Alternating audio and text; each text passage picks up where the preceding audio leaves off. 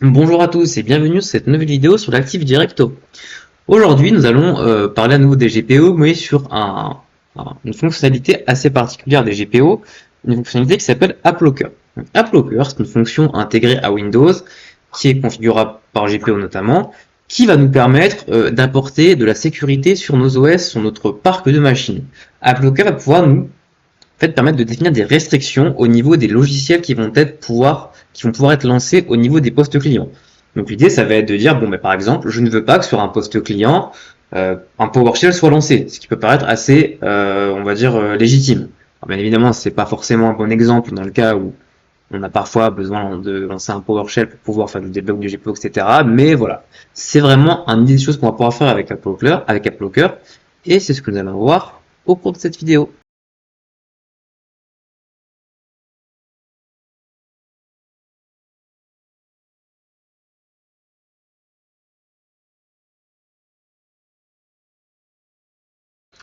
Alors, nous allons passer à la configuration de la GPO AppLocker. On va avoir plusieurs possibilités.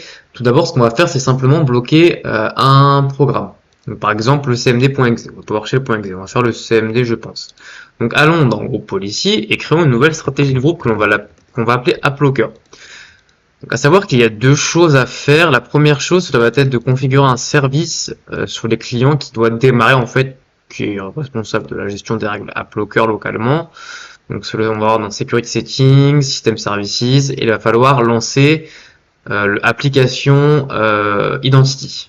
On va le mettre en démarrage auto, sans souci. OK. Et ensuite, nous allons aller dans Application Control Policy. AppLocker. Et ce qu'on va faire, c'est tout d'abord configurer le mode d'application des règles. Donc, on peut voir qu'il y a différentes possibilités, donc type de fichier sur lequel on va pouvoir jouer. On a les exécutables, les installeurs type MSI, les scripts et les packages app rule qui doivent être publiés, je pense, au Microsoft Store. Donc, cliquons sur Configure Rule Enforcement. OK. Donc, pour chaque type de fichier, on va pouvoir définir soit si les règles vont être forcées automatiquement, soit en mode audit, en fonction du modèle qu'on applique. Si c'est d'abord on deny all et on fait des exceptions, et dans le cadre de la production, surtout, je vous conseille de passer en mode audit pour voir un petit peu ce qui se passe avant de tout bloquer, pour être sûr qu'on ne bloque pas de manière inopinée un fichier. Mais là, on est en test en lab, donc on peut tout bloquer, d'autant plus qu'on va l'appliquer sur un client. Et ensuite, nous allons cliquer sur une règle d'exécutable. Créer des règles d'exécutable. Donc, ce qu'on va faire, c'est qu'on va d'abord créer les règles par défaut, qui vont autoriser en fait par défaut la plupart des utilisateurs à accéder aux fichiers courants sous Windows, donc dans le dossier Windows, le système 32, pour éviter d'empêcher le fonctionnement normal de Windows. Donc ensuite, on va venir créer nos exceptions. Nous allons créer une règle. Nous allons l'appliquer ici en mode deny à un utilisateur, par exemple John Doe.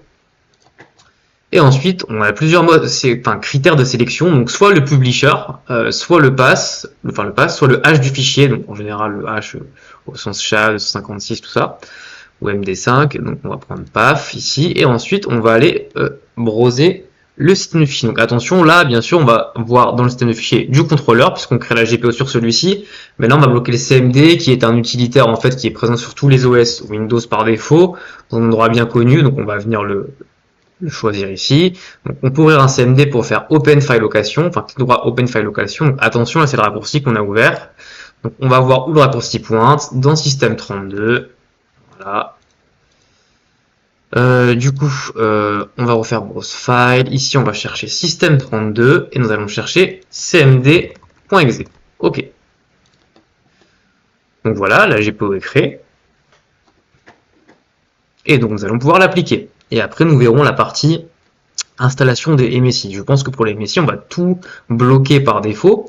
Et ensuite, donc pour l'utilisateur John Doe, par exemple, ensuite seulement autoriser l'installation d'un MSI en particulier s'il a besoin d'installer temporairement. Si tant est qu'il ait les bons droits. Donc, lions la GPO AppLocker sur le client, se trouve mon client, et nous allons pouvoir voir ce qui se passe côté client.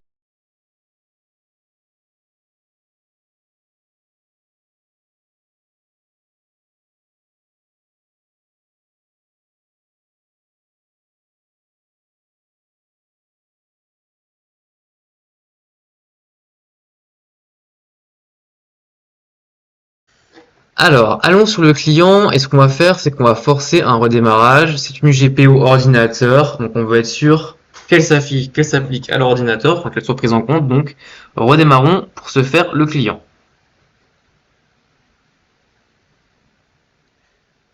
Donc, attendons tranquillement que le client redémarre. Cela va prendre un petit peu de temps.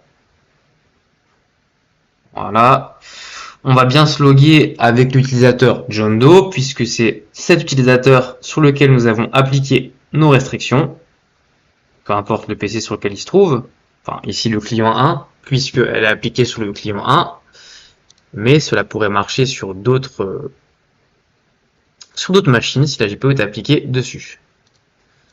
Ok, loguons-nous avec le compte John Doe. Un peu capricieux en ce moment. Parfait. On va voir ce qui s'est passé. Donc si ça marche bien et qu'on valide effectivement que ça marche bien, on va pouvoir passer à la partie MSI. Je vous rappelle, on va bloquer l'installation des MSI par défaut. Et ensuite, nous allons autoriser l'installation des MSI, par exemple Teams. Donc, essayons d'ouvrir une CMD. Donc, voilà, donc la GPO normalement a dû s'appliquer. On pourrait faire un GP Result, hein, mais là je pense qu'elle s'est appliquée. Donc le temps que l'ordinateur se réveille, un petit peu long.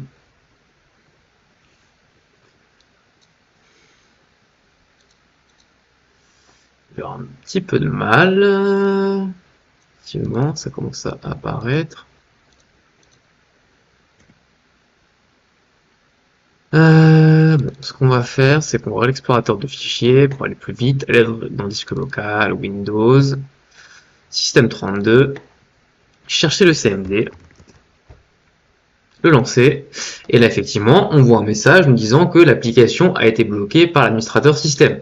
Par contre, si je veux lancer un PowerShell, là, pour le moment ça marche, puisque je vous rappelle, là on a vraiment bloqué par rapport à un chemin de fichier en particulier. Si on voulait bloquer PowerShell, on le bloquerait, on spécifierait le chemin de PowerShell dans une règle.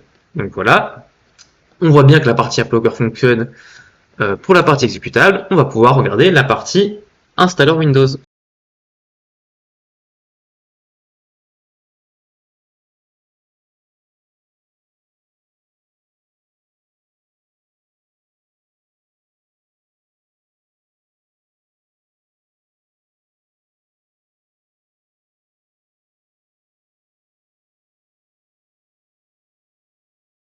Nous allons à présent poursuivre la partie AppLocker en nous concentrant maintenant sur donc, la partie installation logicielle, notamment les MSI. Donc ce qu'on va faire, c'est qu'on va retourner sur le contrôleur de domaine et on va venir éditer la GPO qu'on a créée pour AppLocker. Donc nous allons ouvrir gpmc.msc, ouvrir la GPO AppLocker, enfin, l'éditer, on va retourner dans Policies, Windows Settings, Security Settings, pardon, Application Control Policy, tac,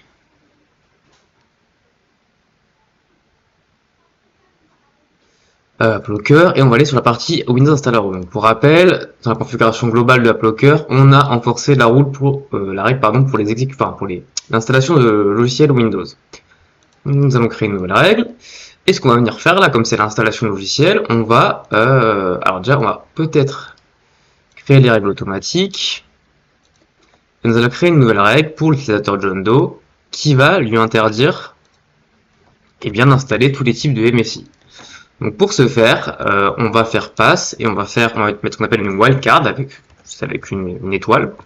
Cela veut dire en fait qu'est-ce que cela veut dire, pardon? Cela veut dire que sur tous les dossiers ici, peu importe le début du dossier et ensuite tous les sous-dossiers, on va interdire l'installation des logiciels. Donc on va d'abord voir comment ça se comporte. On n'a pas d'exception pour l'instant, on viendra l'appliquer après. Donc on va créer la GPO AppLocker, on va redémarrer le client pour forcer l'application des GPO. Et on va essayer de copier, de télécharger un MSI sur la machine et voir ce qui se passe. Tac, tac, tac. Alors ce qu'on va faire, c'est que le firewall est lancé. On devrait avoir internet sur le client, donc on va voir. On va télécharger un MSI, peu importe lequel. Par exemple Chrome ou Edge. On va voir un petit peu comment cela se comporte. Ok. Donc la VM client à redémarrer. Attention, on se log bien avec le compte John Doe, puisque c'est celui-ci qui est spécifié sur la stratégie AppLocker.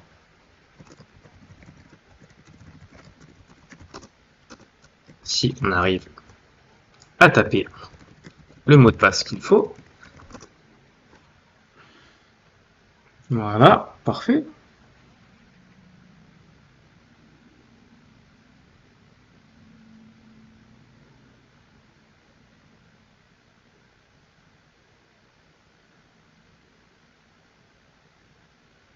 Parfait.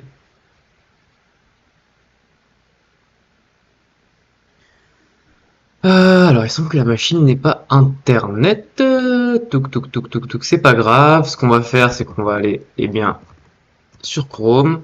Donc, Chrome est installé. On va prendre par exemple l'installeur de Firefox au format MSI, puisque la stratégie utilise elle cible les Windows installeurs, donc par défaut les MSI, je pense. Donc on va venir télécharger l'installeur MSI. Voilà, tac. Donc on va prendre la version stable, 64 bits MSI en français, que nous allons venir télécharger.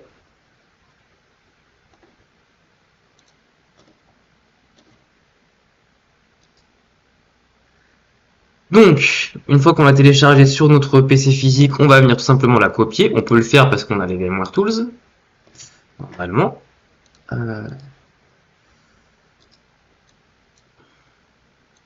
Mon PC semble un petit peu être fatigué, l'explorateur.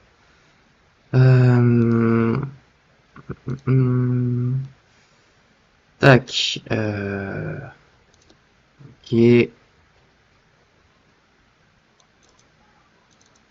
Téléchargement. Tac. Donc là, je vais simplement récupérer dans les téléchargements de mon PC. Tac. L'installeur de Firefox. Voilà. Copier. Voilà. Coller. Et maintenant, on va voir ce qui se passe.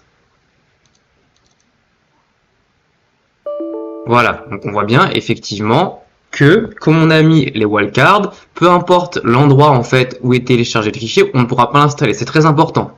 Si on avait spécifié un chemin, par exemple le dossier d'utilisateur, mais les documents ou le dossier téléchargement, à partir du moment où il est sur le bureau, on aurait pu l'installer. Donc il faut faire très attention à ça lorsque l'on configure AppLocker.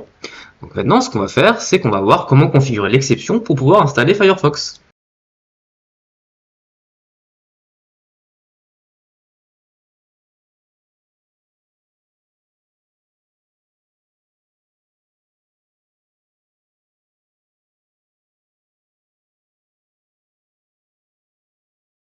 Nous allons à présent configurer l'exception pour pouvoir seulement installer Firefox. Donc pour ce faire, on va retourner dans la stratégie groupe et éditer le deny que nous avons configuré. Donc nous allons aller dans l'exception, on va choisir une exception de type chemin, et ensuite ce qu'on va faire, c'est qu'on va ajouter le fichier. Donc moi ce que j'ai fait, c'est que dans le profil à ce chemin-là, donc c'est user public document qui existe sur toutes les machines par défaut, j'ai spécifié, j'ai copié le MSI Firefox avec le même nom, exactement, pour que au niveau de la GPO, on puisse prendre les informations justement sur la partie Firefox. Donc, voilà, public document, Firefox setup.msi, OK, apply. Ce que j'ai fait et ce que je vous invite à faire, c'est également le copier du coup sur le même chemin sur le client. Et maintenant, nous allons simplement redémarrer la machine pour forcer l'application des GPO partie ordinateur.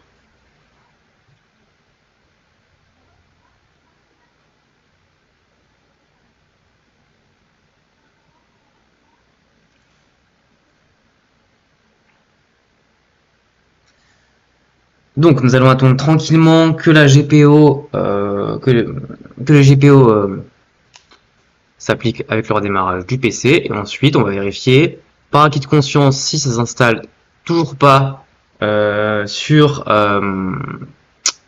lorsqu'il n'est pas dans des documents publics et s'il s'installe s'il est sur les documents publics.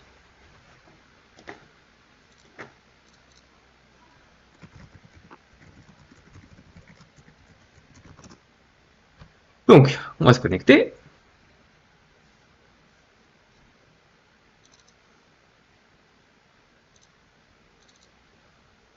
Allons dans les documents publics et essayons de lancer l'installation. Effectivement, on voit que cela fonctionne. Donc c'est très bien. Par contre, si on annule l'installation ici, qu'on repasse sur celui qui est sur le bureau, alors là, bon, si on le lance, il va peut-être nous dire qu'il y a une installation en cours, donc on va attendre que la fenêtre se ferme proprement. On peut essayer quand même. Là, effectivement, donc ça marche. On est bien sous un autre chemin. On n'est pas dans le chemin qui était spécifié dans les exceptions.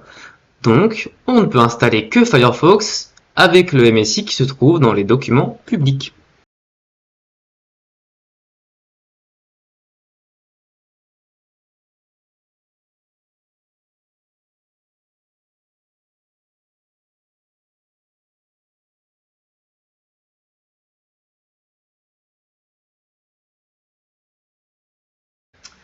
Voilà, donc cette vidéo sur AppLocker est maintenant terminée. Donc bien sûr, on n'a pas forcément toutes les possibilités pour créer la solution.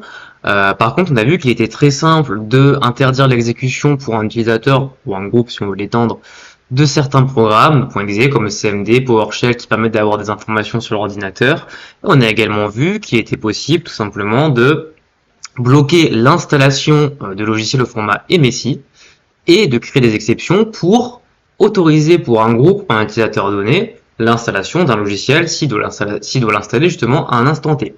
Donc voilà, je vous remercie à toutes et à tous d'avoir suivi cette vidéo et je vous dis à très vite.